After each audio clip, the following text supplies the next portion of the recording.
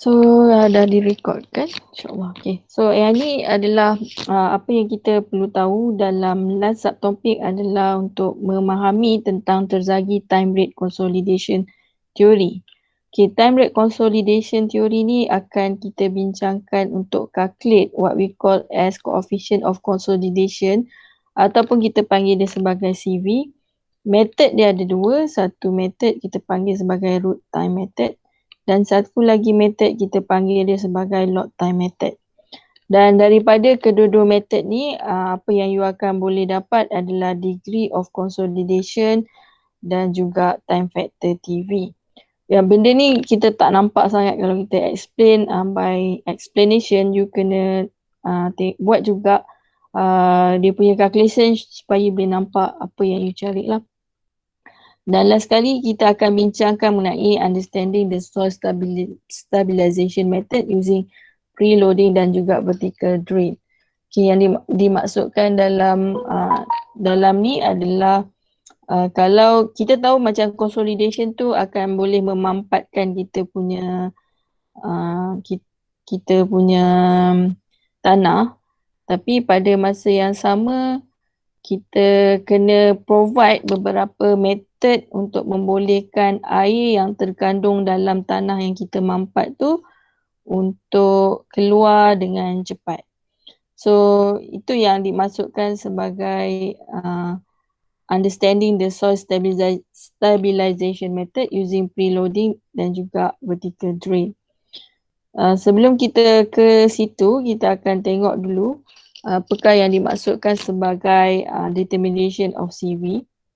Okay, daripada testing odometer, saya dah terangkan dalam set untuk dapatkan odometer ni, kita tahu yang kita boleh dapatkan satu set odometer testing dan set satu odometer testing ni kita kena buat selama 7 hari.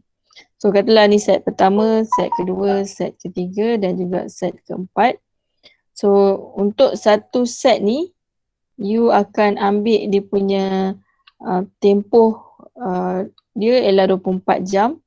Okay, bermaksud daripada kosong saat yang pertama sehinggalah ke 24 jam kita akan rekodkan. Setiap kali kita buat recording tu, kita akan tengok berapa thickness dia yang akan berkurang.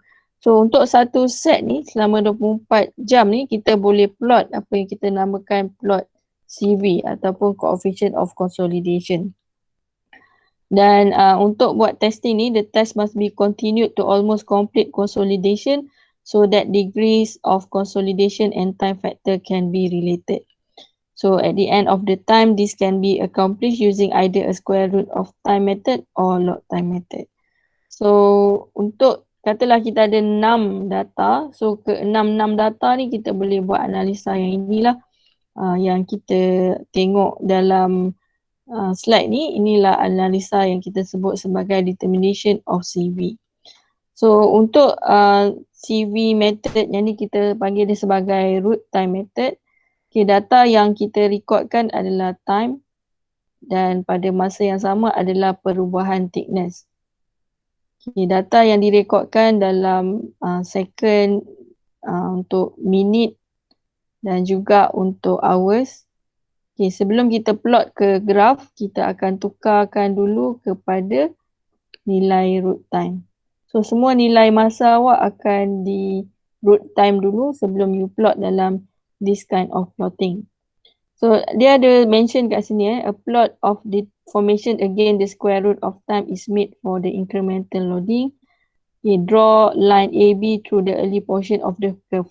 So untuk draw ni semua saya akan buat satu sesi lain lah untuk tunjukkan step by step macam mana you boleh draw under graphical method untuk dapatkan nilai CV. But today saya cuma nak tunjukkan benda-benda yang penting masa you plot dalam graph ni, apa information yang you dapat daripada graph ni. So when you plot nanti kita ada paksi X sebagai root time. This one is root time. Dan paksi Y adalah thickness. Dan kita akan buat reverse untuk plotting tu kita akan reverse ke bawah lah. Instead of ke atas, kita akan buat reverse ke bawah. Bermaksud kalau thickness bermula kosong, so kat hujung ni akan jadi cumulative thickness yang you dapat daripada data. So then you plot, okay, you akan dapat this curve.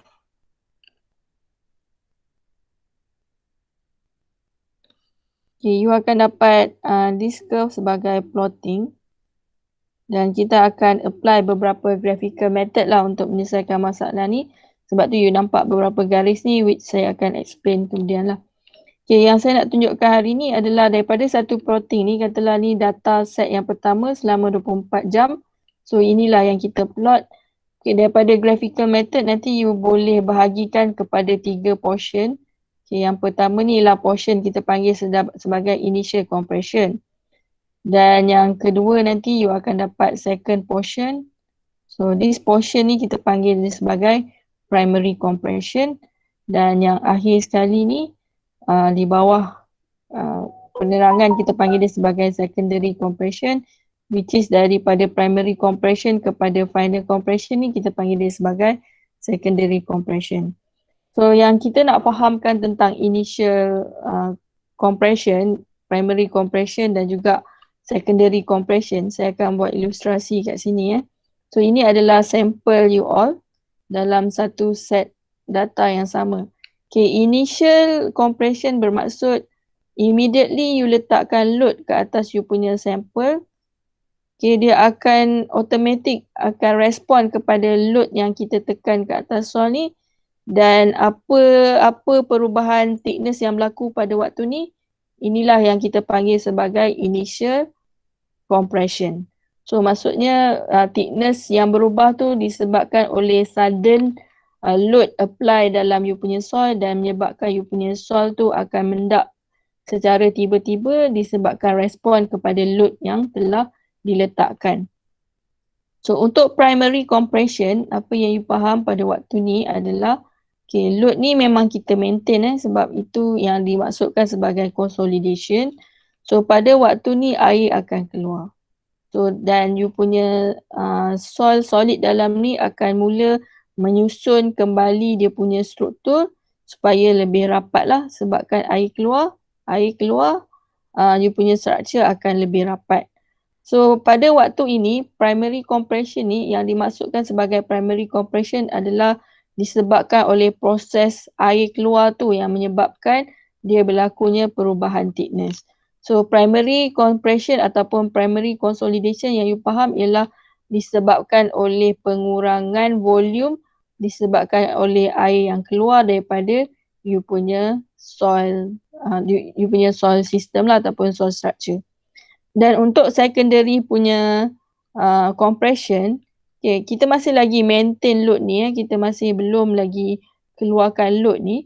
Secondary compression adalah air tu dah habis keluar dah tak ada apa yang boleh keluar lagi daripada you punya soil structure ni, tapi masih lagi berlaku perubahan thickness. Okay, kenapa berlaku perubahan thickness tu? Sebab you punya solid ni mula mengambil ruang. Setiap ruang yang kosong disebabkan air keluar tadi, dia akan cuba menyusun diri dia sendiri. So sebab tu you akan nampak masih lagi berlaku perubahan thickness disebabkan apa yang kita panggil dia sebagai secondary compression. Okay, sebab tu dalam satu proses ataupun satu load untuk consolidation, dia boleh berlaku ketiga-tiga proses ni. So maksudnya kalau you ada 7 set data, maksudnya 7 set data tu lah boleh menyebabkan berlakunya initial condition, primary compression dan juga you boleh ada juga untuk you punya secondary compression lah. So yang itu adalah untuk kita terangkan tentang apa yang kita panggilkan dia sebagai initial compression, secondary compression dan juga primary compression. So right now kita nak habiskan, okay, apa yang kita nak tengok adalah under stabilization. So untuk teori soil stabilization disebabkan oleh consolidation. So right now saya sepatutnya present slide. Boleh nampak ke? Nampak, Madam. Nampak Okay, yang saya tunjuk tadi semuanya adalah part of calculation, tapi yang calculation tu saya tak boleh tunjuk lagi sebab kita memerlukan masa yang agak panjang jugalah untuk tunjuk satu-satu. But right now disebabkan hari ni kita fokus untuk habiskan semua penerangan related kepada teori, so kita tengoklah under explanation soil stabilization method. Okay, perkataan soil stabilization ni adalah daripada pengetahuan kita sebagai assistant engineer ataupun engineer yang kita tahu soil kita tu tidak stable. So untuk membolehkan soil ni stable, kita perlu apply stabilization method supaya you punya soil tu stable untuk kita letakkan any structure on top of your soil. Okay, first chapter kita kata kita boleh buat compaction. Okay, tu compaction tu adalah salah satu stabilization method. Okay, second part kita masuk under consolidation. So consolidation ni perlu kita buat dekat site juga sebab dia akan cover construction yang lebih besar dan lebih luas. Okay, contoh construction yang lebih besar dan lebih luas tu adalah construction jalan raya lah. So in that case, kita perlu apply konsep consolidation sebelum kita boleh betul-betul construct jalan raya seperti mana yang kita dah design. Okay, dan kenapa perlu buat soil stabilization method ni? Kita boleh tengok daripada slide ni, dia kata soil need to be improved to avoid excessive settlement and prevent stability failure that affecting the safety of the infrastructure. Yang kita nak selamatkan adalah infrastruktur. Dia tekankan perkataan infrastruktur sebab yang lebih fokus dalam consolidation ialah kerja-kerja kita buat infra lah. Infra tu termasuklah highway dan termasuklah juga interstate ataupun jalan negeri ataupun jalan kereta api. Everything related to infrastructure. And then macam mana kita boleh memastikan bahawa infrastruktur ni lebih stabil bila kita construct kat situ adalah kita dah elakkan siap-siap dah excessive settlement dan kita akan make sure stability dekat situ dan itu akan increase dia punya factor of safety lah. Dan salah satu cara yang kita boleh apply untuk mengelakkan settlement yang berlebih-lebihan ni adalah dengan menggunakan apa kita panggil dia sebagai preloading punya method. So preloading ni adalah salah satu method yang paling efektif dan juga paling ekonomi yang akan menyebabkan settlement tu kita boleh reduce dan juga boleh improve the bearing capacity of the soft soil. Okay, bearing capacity ni macam kita tahu tu adalah keupayaan galas ataupun keupayaan tanggung soil untuk menanggung apa-apa sahaja beban yang dikenakan ke atas dia. So untuk preloading method ni yang sebelum ni saya lecture, contohlah awak nak buat jalan raya. Okay, this is initial jalan raya yang you nak construct. Of course sebelum kita bina jalan raya tu kita akan letakkan loading dulu dan loading ni kita akan remove once kita dah decide nak buat construction jalan raya. So loading itulah yang dimaksudkan sebagai preloading. Tapi kalau you letak soil saja, preloading ni biasanya kita tambak tanah lah untuk certain height. Okay, katalah you decide untuk letakkan 3 meter ke 4 meter dan you biarkan selama 3 ke 4 bulan ke, itu kita namakan dia sebagai preloading. Tapi kalau preloading saja, maksudnya meletakkan soil di atas you punya construction jalan raya tu tidak mencukupi kerana kalau kita nak mempercepatkan lagi proses settlement tu berlaku, kita kena combine dia dengan apa yang kita namakan dia sebagai method vertical drain lah. So kita tengok dulu apa yang perlu difahami tentang preloading dan juga combination dengan vertical drain. So preloading ni kita explain dulu. Preloading or pre-compression adalah surcharging the ground with a uniformly distributed surface load prior to the construction of the structure such as building, embankment, motorways and runway tanks. So yang secara ringkas saya dah terang tadilah, dia cuma adalah proses menambak tanah ke atas site yang kita dah decide untuk buat infrastruktur seperti untuk motorways, runways, building dan juga embankment. Okay, purpose dia, tujuan utama dia adalah untuk take up the settlement under the civil engineering structure before they are built. Okay, I think I already explain sebelum ni dalam lecture, katalah you all sekarang ada tanah nak buat rumah, the best way untuk you all buat rumah adalah you tambak dulu tanah untuk certain height untuk membiarkan consolidation berlaku. Kemudian kalau dah macam tempoh 4-5 bulan selepas you tambak tanah tu, then you boleh begin you punya construction. Sebab masa tu dengan knowledge yang kita ada sekarang, kita tahu that consolidation sudah berlaku, settlement tu pun dah settle, so you punya site tu dah agak stable lah untuk kita buat construction. So untuk suitable for preloading, okay, what you can have is a compressible soft to medium soft saturated clay dan juga silt, organic clay dan juga peat. So ini adalah contoh-contoh soil yang you boleh gunakan untuk buat preloading lah. Jenis tanah dia adalah soft saturated clay dan apa yang you boleh gunakan juga ialah organic clay dan juga peat soil. Okay, sebab apa tanah-tanah ni sesuai, dia cuba sebab kita punya idea adalah nak letakkan beban je kan. And then macam peat soil dan juga clay ni sometimes kita tak guna untuk construction sebab dia tak sesuai untuk construction. Tapi dia sesuai digunakan sebagai preloading punya material. So that is the first thing you know about preloading. So gambar kat sini menunjukkan proses preloading berlaku. Sebelah kiri adalah tanpa vertical drain, sebelah kanan adalah dengan vertical drain. So I think the boys tahulah kot kalau you main bola sepak dekat atas padang bola yang sangat bagus, sebenarnya dekat padang bola tu kalau you tengok, kalau hujan air tak bertakung, sebenarnya dia dah provide dengan vertical drain. Okay, dengan masuk air hujan datang je, ada lorong macam longkang yang kita ada kat bawah tu untuk membolehkan air keluar dengan lebih cepat. Itulah sebenarnya idea tentang vertical drain. Bermaksud longkang yang kita install secara vertikal. Okay, instead of longkang yang kita install secara horizontal. Tapi untuk case consolidation, kita akan install secara vertikal. So untuk yang gambar sebelah kiri ni, seperti yang saya dah explain tadi, dia adalah proses preloading tanpa vertical drain.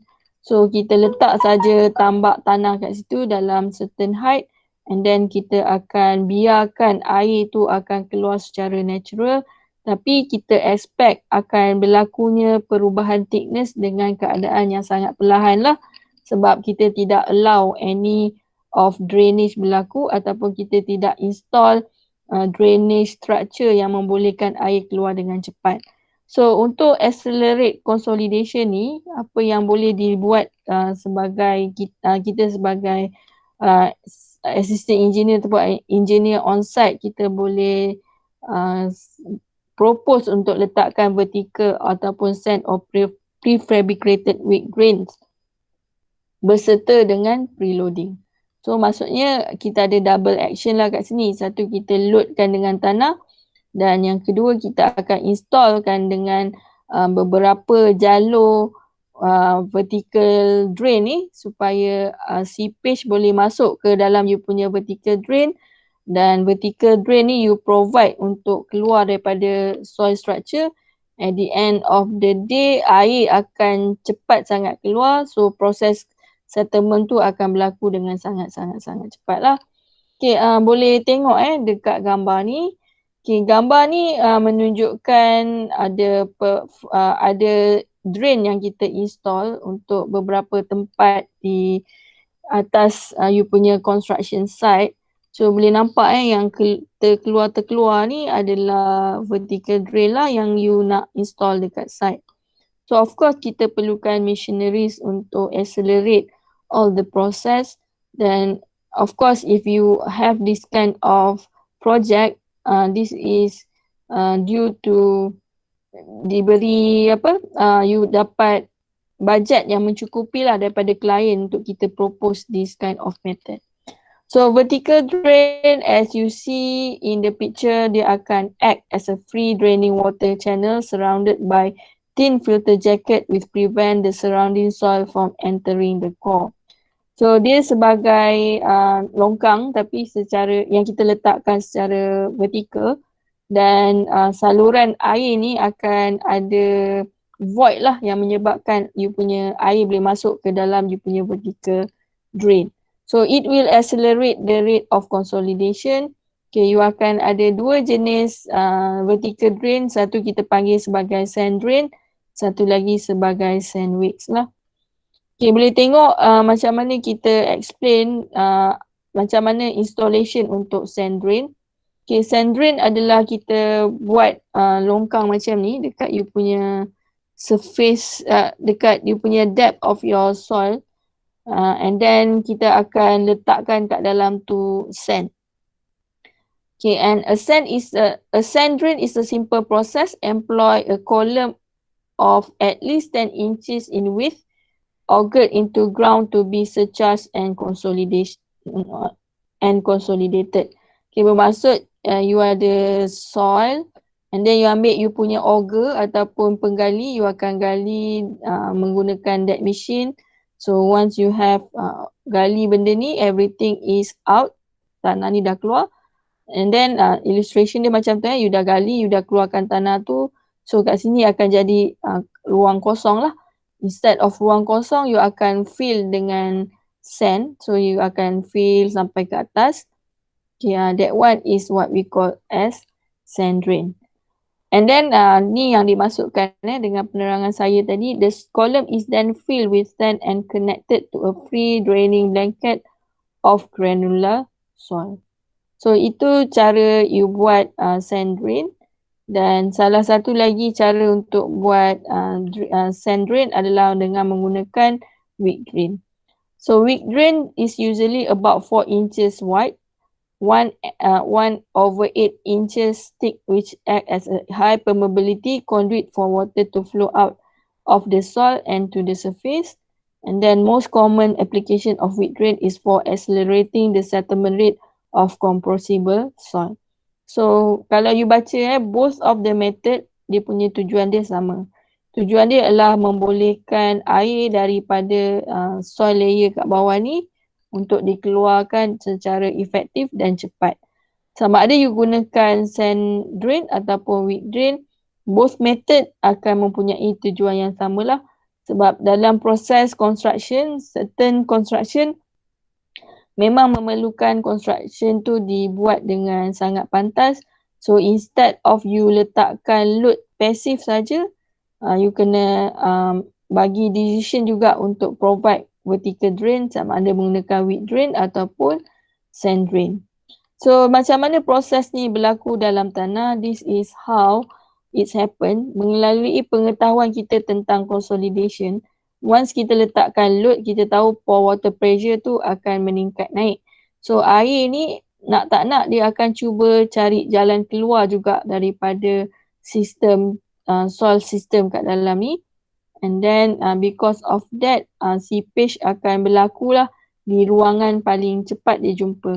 So in this case, pore water naik. So kalau you ada sand drain ataupun wick drain ni, dia akan cepatlah jumpa laluan untuk dia keluar daripada that system, supaya nanti dia akan pergi dekat atas ni. Yang atas ni adalah horizontal drain, di mana you akan provide drainage supaya water tu boleh keluar lah. So the best effective way, you provide two-way drainage system. Satu vertical sand drain, satu lagi adalah horizontal drain. So both of the action tambah dengan loading ataupun preloading tadi akan membolehkan air cepat keluar lah daripada you punya soil structure. So you can read dekat slide ni, dia kata when load such as embankment act on soft ground, the ground settles. Okay, benda letak load and then tanah kita settle tu benda logik je kan. Letaklah apa-apa load, of course you punya soil akan settle. But then diterangkan the time required for the completion of settlement is proportional to the square of drainage distance of the excess pore water in the ground. Drain method are ground improvement method which facilitate consolidation settlement and improvement of ground strength by shortening the drainage distance. So dia punya tujuan utama adalah untuk membolehkan air cepat keluar, dan sebab tu kita dalam interval, maksudnya bila you buat site, you ada beberapa interval yang you akan install you punya vertical drain ni. Dan untuk apa, kalau you pandang daripada sisi tepi kan, dan kalau dari sisi you tengok secara 3 dimension, sebenarnya kat belakang tu banyak lagi drain yang you install, macam gambar yang kita tunjuk dekat site tadi. So semua ni adalah tujuan utama dia lah, adalah untuk mengaccelerate you punya settlement. Lagi cepat dia berlaku settlement, lagi cepat you boleh construct you punya bangunan ataupun infrastructure. So in that regard, kita dah tengok one part of calculation CV, dan you dah tengok under soil stabilization tadi. Soil stabilization yang kita bincangkan tadi under topik pre-loading dan juga vertical drain. But sebenarnya dekat luar sana ada banyak lagi soil stabilization method yang you boleh buat. Okay, for that kita perlu buat summary untuk topik ni. In this chapter, we have discussed the fundamental concept and theories for estimating elastic and consolidation primary and secondary settlement. So yang saya lukis 3 gambar berbeza tadi yang apa, settlement berlaku disebabkan you letak load je terus settlement berlaku, itu kita panggil dia sebagai initial settlement. And then you biarkan load di atas you punya soil, kemudian air keluar, itu kita panggil dia sebagai primary settlement. Dan sekiranya air dah habis keluar tapi masih lagi you nampak settlement tu berlaku, itu bermaksud you punya soil tu tengah menyusun diri dia sendiri, dan sebab itulah berlaku lagi settlement tapi dalam keadaan yang sedikit lah. And then elastic settlement is primarily a function of the size and rigidity of the foundation, the modulus of elasticity, the Poisson ratio of the soil, and the intensity of load on the foundation. So kalau disebut apakah faktor-faktor yang boleh menyebabkan perubahan terhadap elastic settlement, you boleh sebutlah semua-semua ni. First faktor dia adalah size and rigidity of the foundation. Yang kedua, you boleh beritahu tentang modulus of elasticity, and then Poisson ratio ni lebih kepada dia punya characteristic of your soil. And then yang keempat ni adalah intensity of load on the foundation. Intensity bermaksud berapakah magnitude load yang you letakkan ke atas you punya soil lah sebelum construction bermula. Logiknya kalau you letak load banyak, of course lah, you punya settlement tu akan berlaku dengan sangat pantas. Okay, so yang perlu you faham tentang consolidation. Consolidation is time dependent process. Okay, ini sangat-sangat penting sebab dalam makmal pun kita buat proses yang sama. Letak load, biarkan selama 24 jam, and then kita akan tengok thickness dia berubah. And then dia berlaku untuk settlement of saturated clay layer located below the groundwater table by extrusion of excess water pressure generated by application of load on the foundation.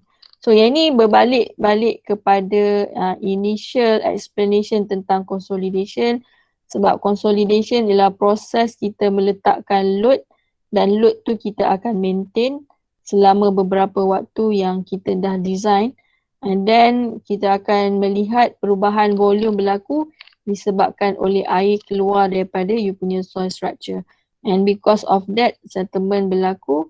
Dan nilai settlement tu lah yang kita nak supaya kita boleh design dalam kita punya construction design.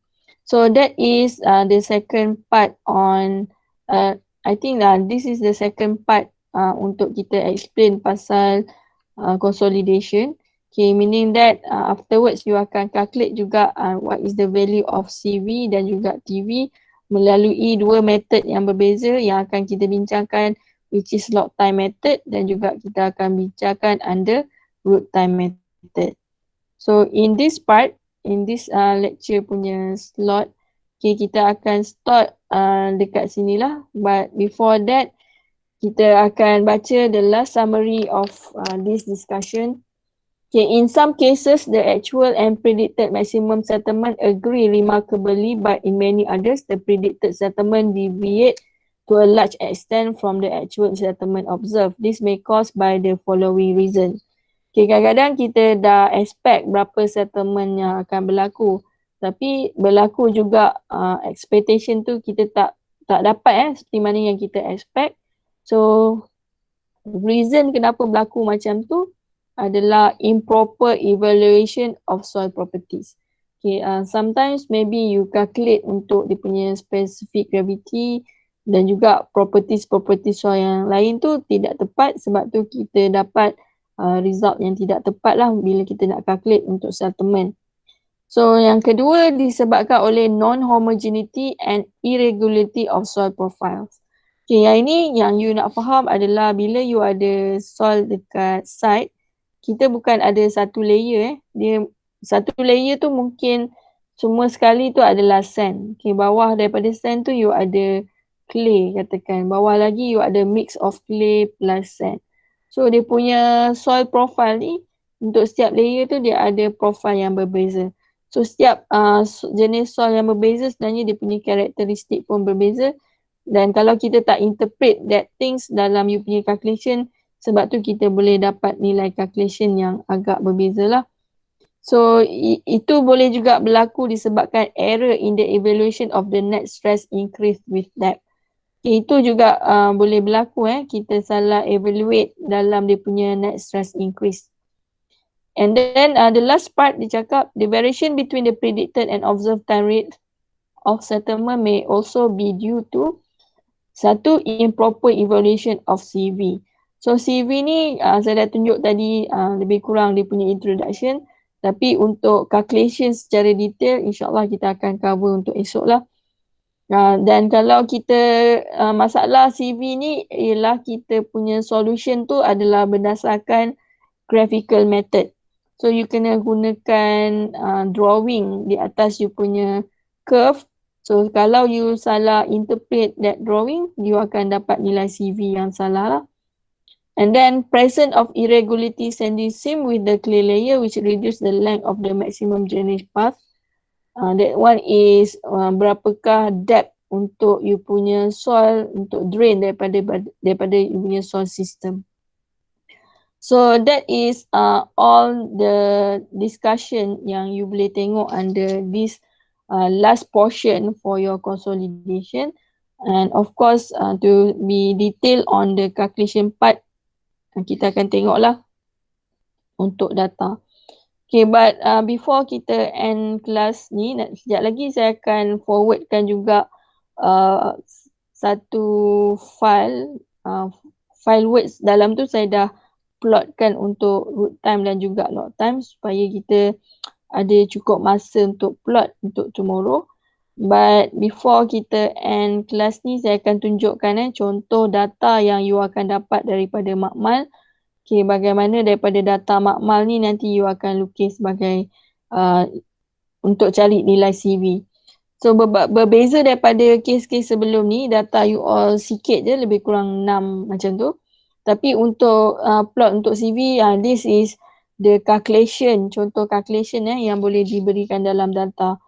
So yang ini adalah satu set. Katalah masa ni you load sebanyak 100 kPa. So ada dalam soalan ni dia tulis 100 kPa kat situ. So untuk 100 kPa ni selama 24 jam tu dia akan recordkan. Bermula daripada 0 minit sehinggalah ke minit 1440. So this is equivalent kepada 24 jam. So of course kalau kita record every minute tu akan dapat banyak sangat data kan. But to simplify for the curve kita akan ambil macam contoh kat sini dia ambil dalam 14 ke 15 data. And data ni lah you akan plotkan ke atas you punya graph. So seperti mana yang saya dah mention tadi, ada dua jenis cara untuk menyelesaikan masalah cari CV ni. Satu guna log scale method ataupun log time method. Satu lagi kita akan gunakan root time method. But that one kita akan tengok very detail lah insyaAllah dalam calculation esok. So untuk this part, okay, saya akan berhenti kat sini. Of course, saya akan open untuk soalan. Ada soalan daripada member of the class?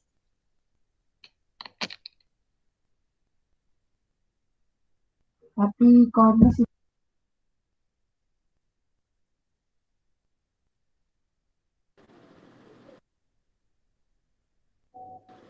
Saya Any tak ada. question? Tak ada Arif, tak ada. Yang lain? Saya tak ada, madam. Saya pun tak ada soalan. Saya tak ada. Alright.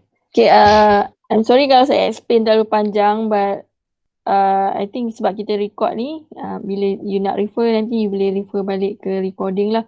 So saya akan stop kat sini. Hopefully you get something for today.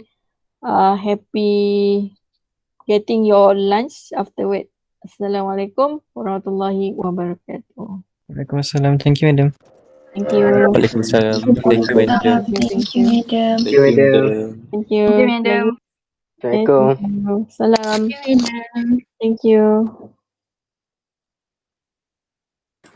Thank you, madam. Thank you, Badrina.